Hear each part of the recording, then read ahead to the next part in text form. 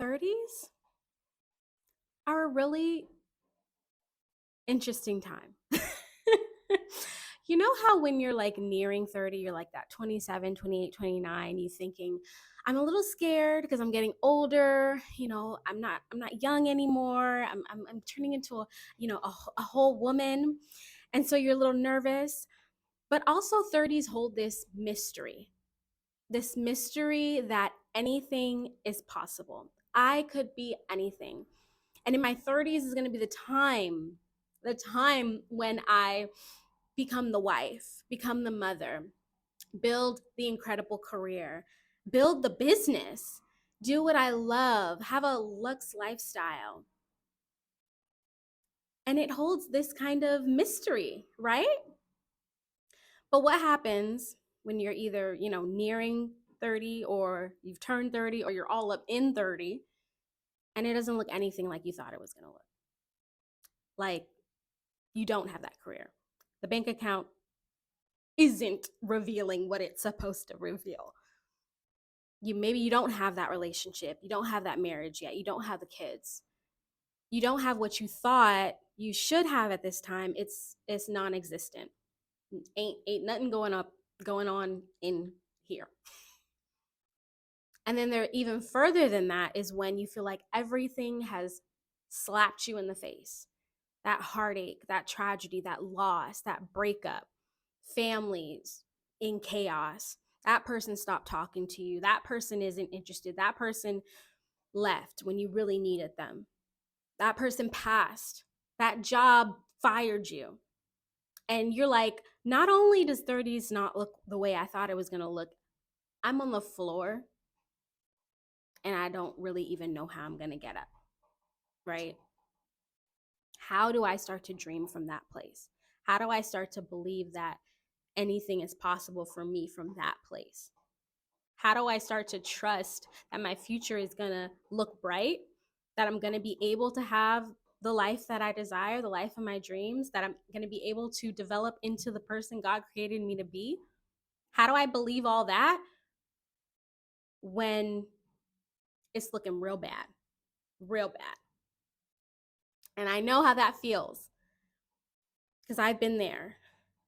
I'm still there. I mean, maybe I'm not on the floor. Maybe I've gotten up and I'm, a step or two off the ground, but I know what it's like when you're in that place and you don't know what to do. So I've created this video for you. If that's you, I made this video especially for you, and I hope that you receive from this. I'm praying you receive from this exactly what it is that you need. So the first thing that is necessary when you're trying to build a life that you love, when it's just dead bones around you, it's just ashes, right? Is you have to start to learn to listen to yourself. And when I say that, I mean listening to your body. I mean listening to your needs and being able to meet them. So we're so trained to not listen to ourselves, right? We go to the doctors and we expect them to tell us what's wrong with us. We're like, I got a pain. They're like, where's the pain? Oh, it's in my head. Okay, you got anything else? Like, and we're expecting that diagnosis of exactly what's wrong with us, and we don't even know what's wrong with us. So it's so important that when you're trying to change your life, when you're trying to transform from where you are to where you want to be, you need to know you. And it starts with understanding your body. It's like the kid, well, not even the kid. I think a lot of people do it when you have to go to the bathroom, but you don't go, you just hold it. And then you like run to the bathroom because you got to go so bad. And it's like, why didn't you listen to your body when you first realized you had to go to the bathroom? Why didn't you listen to your body when you first realized you were a little bit thirsty? Why didn't you just drink the water even knowing even not being thirsty, but just knowing that you need water? Why didn't you eat when you started to feel hungry or at the time that you're supposed to eat? Why did you wait? Now you got a headache. And it's all of this just not listening to our bodies, not listening to ourselves, and not nourishing ourselves and giving ourselves what we need. So every day. It's like, what do I need today? What do I need spiritually? What do I need mentally? What do I need relationally? What action should I be taking from that place of meeting my basic needs, basic nourishment, right? How many of us like wake up in the morning and we're listening to music that's not serving us, saying all kind of crazy stuff, filling our heads with all kind of craziness, watching shows, movies that have all kind of crazy stuff in it. It's like, this isn't nourishing my mind, this isn't nourishing my spirit. So why am I doing it? So coming back to that place of understanding what nourishment is, like like basic nourishment. What does your body want? It wants whole foods. It doesn't want preservatives. It wants natural. You know what I mean? It wants purity. It wants something that's going to help it to thrive. So coming back to that place of being like, on a day-to-day basis, what do I need to help myself thrive is the first thing. Because if you don't know, you won't do it. You'll go to McDonald's every day. You'll wake up and you'll have sugary Starbucks. I used to be that person that like went to Starbucks every day. And then now I look at people, I'm like, why do they go to Starbucks? they're just downing sugar. You could just get that in the cupboard. I know you got some sugar somewhere. But it comes back to understanding your needs. So that's number one. Tip two is understanding that every single thing that you've gone through is preparing you for who you're meant to be. Your every single thing. I think about some of the crazy stuff that I've had to go through in the last couple of years. Incredible loss, incredible heartache, hit after hit, right? And now the reason why I've been able to get up off the floor and move in the direction that I truly want to be in is because now I understand each and every thing I've gone through is in connection to who I am meant to be. Everything. The experiences I've had, the experiences I didn't have, the trauma, it's all helping to develop you into what you're going to focus on in life. Like, we're all here for a purpose, right? And we're all here to help each other. And hopefully, your career is doing something you love and helping people in a certain area, in a certain field. But what field is that going to be in? It's probably going to be in the field that you had a hard time. It's my dad was an orphan, and then he went and started a foster care agency. And then he's speaking all over the world for foster care. And it's like, he wouldn't have done that had he not been an orphan, had he not been shuffled around from home to home to home, had he not been given $50 at 17 and a pat on the back, have a good life. He wouldn't be passionate in that area.